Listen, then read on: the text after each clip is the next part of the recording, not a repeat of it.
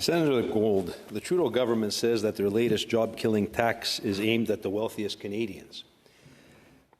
In fact, over the last 9 years, it's well-connected Liberals who have done well for themselves with compared to everyday Canadians who have suffered. Most recently, we have the Auditor General's report. It's not me, the Auditor General, showing Liberal insiders at McKinsey and the Green Slush Fund enrich themselves with shady contracts paid for by taxpayers.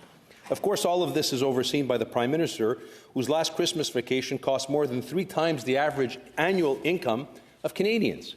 Speaking of, it's being reported that the Trudeau government will spend millions of taxpayers' money to buy property co-owned by the PM's childhood friend, Tom Pitfield, who, along with his wife, former Liberal Party president, now lo and behold MP Anna Gainey, vacationed on Billionaire's Island with Prime Minister Trudeau. Senator Gold, what are the chances that the sale of this property is going to close before June 25th to avoid the higher tax rate? Who's the insider of who's supporting the multimillionaires here, Senator? Senator Gold. Well, try as you may, Senator Housakos, I'm not going to bite. The fact is that you started off by asking a legitimate question about the change in the inclusion rate for the capital gains. You toggled immediately to allegations of insiders and so on. I will simply say that, first of all, I have no knowledge about the property or when it will be sold. But I can say, and I will repeat, that the changes in the inclusion rate for the capital gains tax are a responsible, focused measure to ensure a greater degree of fairness to those in our tax system. And it is not a job killer, rent killer, or anything of the sort. It is a very modest change and only returns the inclusion level to the way it was before, and we seem to have done pretty well when it was in that level in the past. Senator Housakos. Senator Gold, we're facing historic inflation over the last decade under the watch of the Trudeau government. You know what that means? That means people that have things are getting wealthier, the things are getting overly appreciated. That means the rich are getting richer, the poor are getting poorer.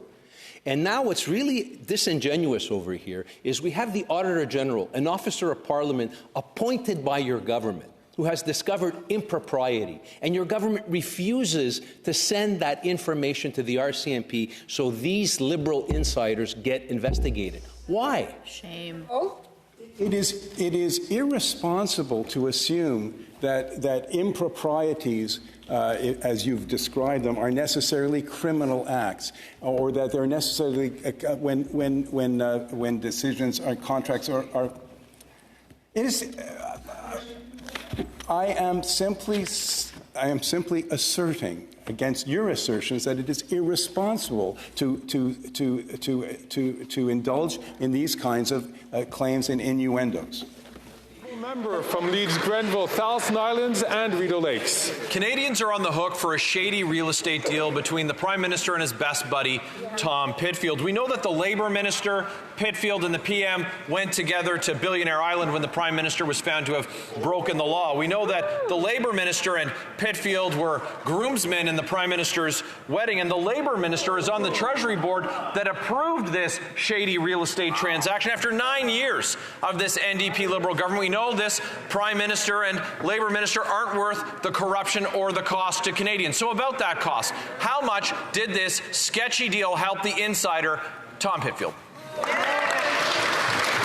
The Honourable Minister for Public Services and Procurement.